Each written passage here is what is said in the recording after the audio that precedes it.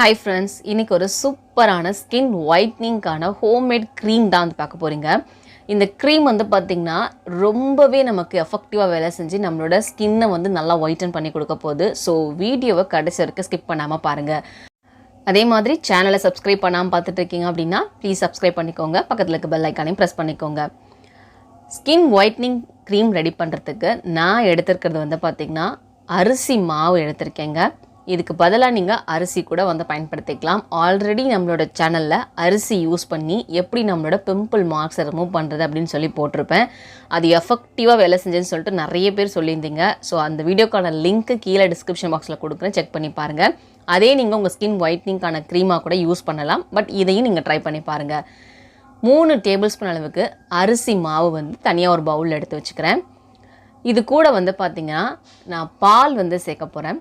காய்ச்சாத பால், ரா மில்க்குன்னு சொல்லுவோம் இல்லையா, அதுதான் வந்து நான் சேர்க்குறேன்.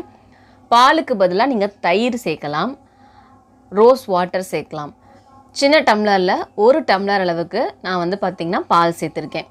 சேர்த்துட்டு இதை வந்து நல்லா இப்போ மிக்ஸ் பண்ணிக்கலாம். கட்டி இல்லாமல் இந்த பாலை நல்லா மாவு கரையிற அளவுக்கு மிக்ஸ் பண்ணி வச்சுக்கோங்க. இதை நீங்கள் அப்படியே வந்து ஒரு 1 மணி நேரம் பக்கம் வச்சுருங்க. ரைஸ் யூஸ் பண்ணி கூட இந்த க்ரீம் ரெடி பண்ணலான்னு சொல்லியிருந்தேன் இல்லையா, இதே ப்ராசஸ் தான். அரிசி வந்து தேவையான அளவுக்கு எடுத்துக்கோங்க. அதில் பாலை ஊற்றி ஊற வச்சுட்டு அதை மிக்சியில் அரைச்சிட்டு நீங்கள் வடிகட்டி பயன்படுத்துகிற மாதிரி இருக்கும். உங்களுக்கு டைம் இருந்தது அப்படின்னா இந்த ஸ்டெப்பை ஃபாலோ பண்ணி பாருங்கள். சில பேர் வந்து பார்த்திங்கன்னா ஹாஸ்டலில் இருக்கேன், என்னால் அந்த மாதிரிலாம் பண்ண முடியாது, கொஞ்சம் ஈஸியாக பண்ணி காட்டுங்க அப்படின்னு சொல்லி கேட்டிருப்பீங்க. ஸோ அவங்களுக்காக தான் இந்த மெத்தட் வந்து ஃபாலோ பண்ண சொல்லியிருக்கேன்.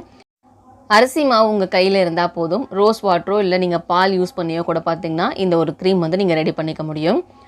இப்போ நான் இதை நல்லா மிக்ஸ் பண்ணிவிட்டு 1 மணி நேரம் பக்கம் வச்சுட்டு எப்படி இருக்கும் அப்படின்னு சொல்லி காட்டுறேன்.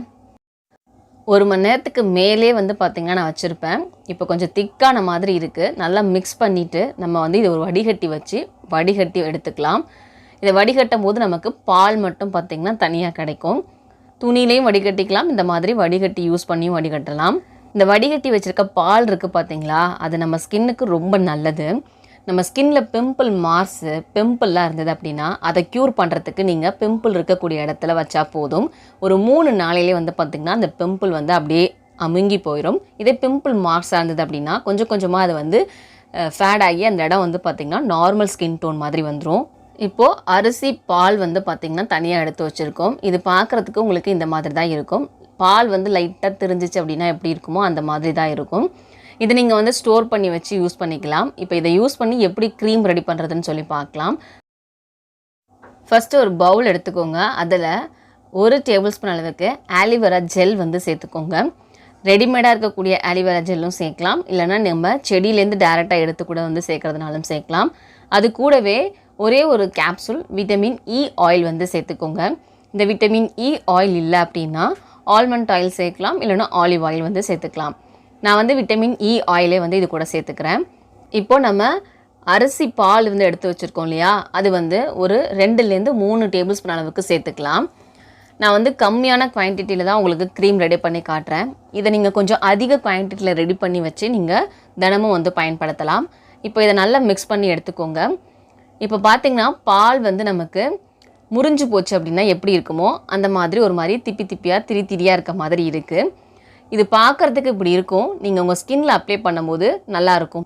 சூப்பரான ஸ்கின் ஒயிட்னிங்கான ஹோம்மேட் க்ரீம் வந்து பார்த்திங்கன்னா ரெடி பண்ணி வச்சுருக்கோம்.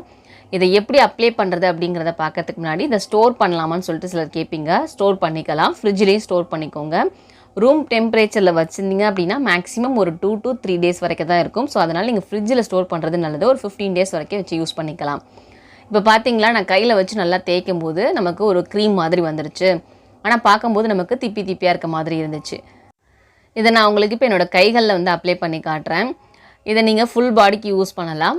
எங்கேயாவது உங்களுக்கு பிளாக்னஸ் இருக்குது அப்படின்னா அந்த பிளாக்னஸ் ரிமூவ் பண்ணுறதுக்காகவும் யூஸ் பண்ணலாம். சன் டேனை ரிமூவ் பண்ணுறதுக்கும் யூஸ் பண்ணிக்கலாம்.